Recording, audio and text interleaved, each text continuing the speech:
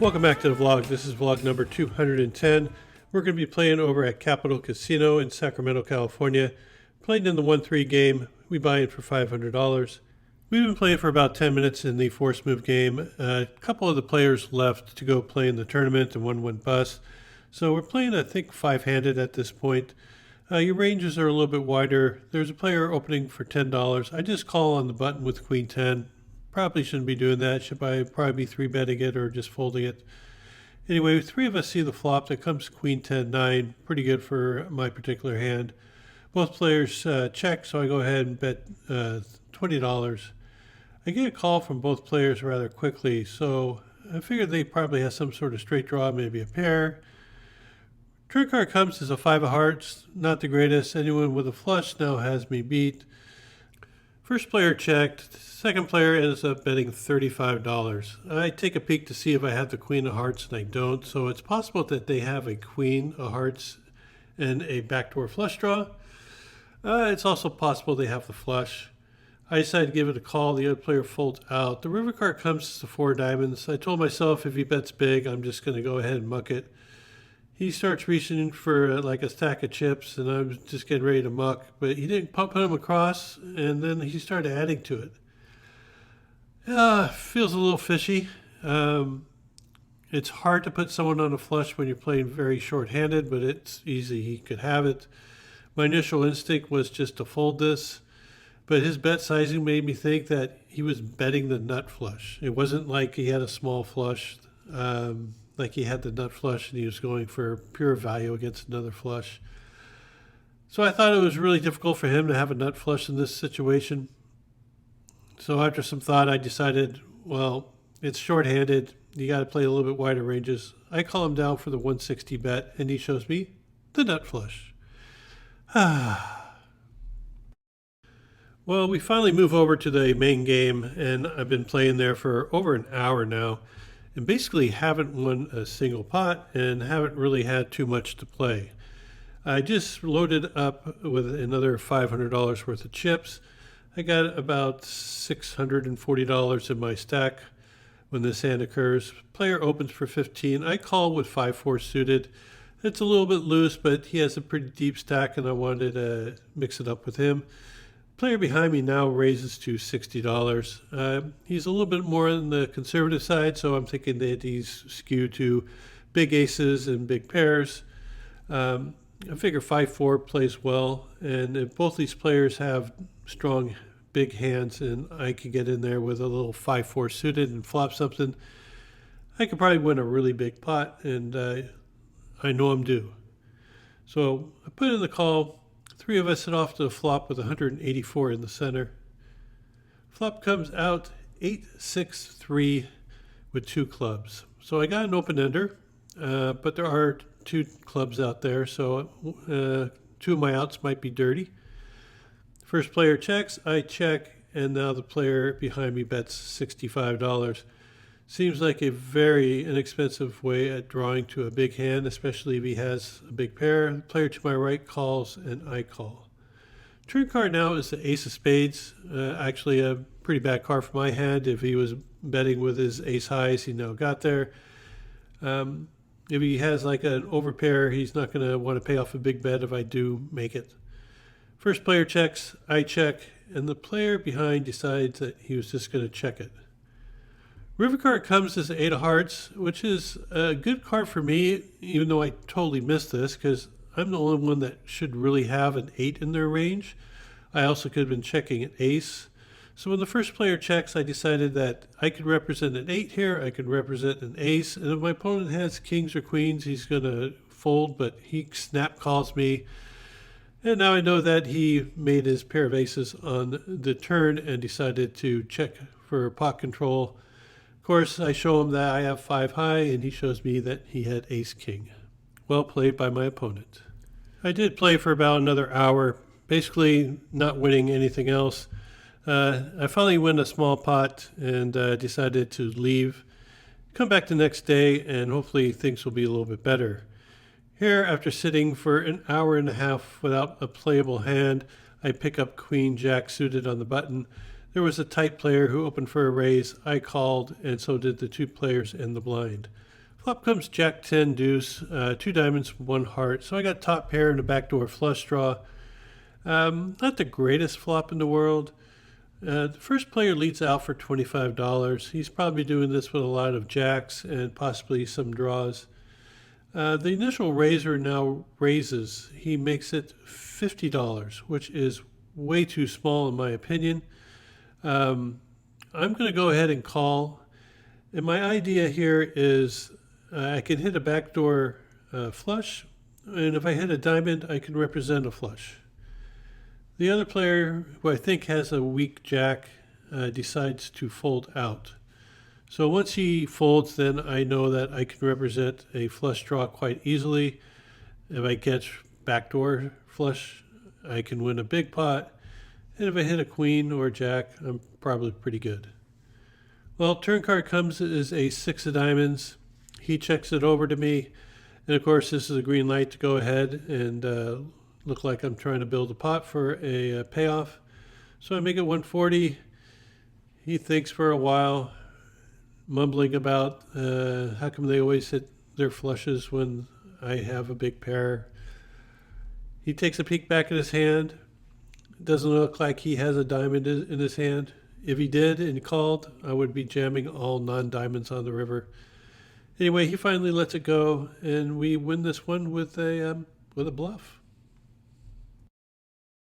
Well, the game is really juicy, but I haven't had anything to play. There is a $6 straddle, a couple limpers.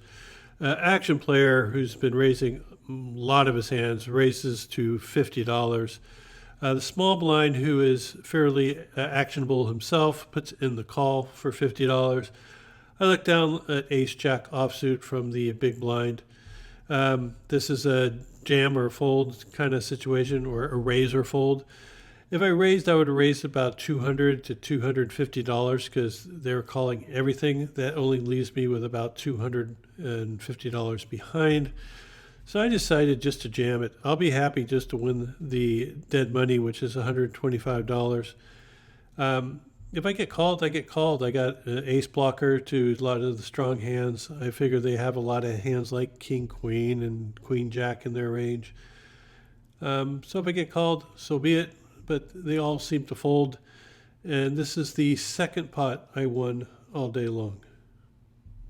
I played for an additional 30 minutes and didn't get involved in any other pots. Decided to head home and come back the next day, where I looked at ace king. There's a player who limped in for the 3. Another player limps in. Player makes $20. I make it 70 on the button, and everyone fold. Okay, I'm all right with that. A few hands later, I look down at the same ace-king, and there is a player who opens for $13. I raise to 45, only get called by the player in the big blind. He's a pretty good player, also kind of creative and tricky, and he flats for the 45. So I think if he had a bigger pair, like say, jacks plus, he would definitely put it in a raise. Flop comes out king, jack, 6, rainbow. Really good flop for my hand. I got top pair, top kicker. I bet for $50. He doesn't think too long before he decides to put in the call. So I'm kind of ranging him on hands like ace, king, king, queen. I don't think he has a king 10 in this range. And I certainly hope not, because the 10 comes on the turn. Well, he doesn't think long before he leads out for $85. At this point, you have to determine what kind of hands is he doing this with. I think he has a lot of king queens in his range. Maybe an occasional ace king. Maybe a hand like queen jack that turned an open ender and is trying to get to the river cheap. So I decided I'm just going to jam it. If I call, I'll have less than a pot size bet left. And then a scare card might come, or he might shut down after missing his draw. So it's a little risky. He could have a hand like jack 10, where I am definitely behind. But I figure it's worth a chance. If I am behind, I still have a few cards I can catch up with. He kind of mumbles that he thinks I have ace queen here, and after some thought, he decides to let it go. I ended up taking a seat change over to the end of the table for a better viewing. There's a $3 limp. A player raises to 18 with a big stack. Player to my right calls the 18 with a big stack. I call with pocket threes, looking to set mine. Big blind puts in the call, and so does the original limper. So we're going to go 5 ways to a flop with 93 in the center. Flop comes out 8-4-3. Wow, feels so good to hit a set. And the only thing that feels better than when you hit like bottom set on a board like this is when the first player in the blinds decides to lead out for $60. This definitely feels like a top pair type of hand to me. Next player puts in the call for the $60. He has a very short stack. Player who bet has about 600 in his stack, maybe 700. I'm really hoping the players to my right actually have an overpair and decide to raise this, but both of them ended up folding. I could raise here, but I think with the short stack in the middle of us, I think the best option is just to call and let him continue to fire on any kind of blank. Turn card comes as a 7 of spades, not really a blank. 5-6, the obvious straight gets there. He decides he's going to check it. The player with the short stack just puts out a really, really small bet. He ends up betting for $40. It feels like maybe he has a 2 pair or maybe a hand like ace-8. I don't know. I think he thinks he's betting for value and doesn't want to scare anyone out.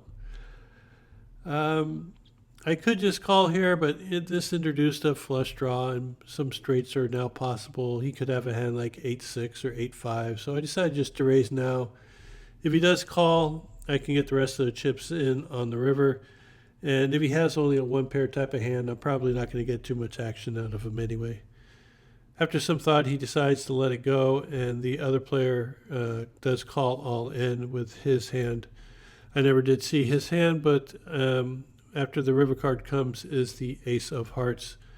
I just take this down when I show my trips. The game was pretty good, but I wasn't feeling well. I kind of came down with, I don't know, a sinus infection or something. So I decided to pack it up and leave. It was a rough week. Very, very card dead. The hands I just showed, well, those are basically the only hands that I actually got involved in all week long. Not great results. I lost 600 that first day trying to bluff the one player with ace king, and of course I made a bad call against that guy with the nut flush. Second day, I played basically 2 hands. I bluffed one guy who had an overpair when the flush draw came in, and I overshoved from the big blind with ace jack just to steal $125 in blinds. Last day, well, I got 2 good hands, ace king, flop comes king high, and of course flopping a set and getting action on it. So I really do appreciate you guys taking time out to watch the vlog. Hopefully I can get back up on my feet and get rid of this sinus infection, and come back strong next week and give you guys some good material. Until then, good luck at the tables, and we'll see you back here soon.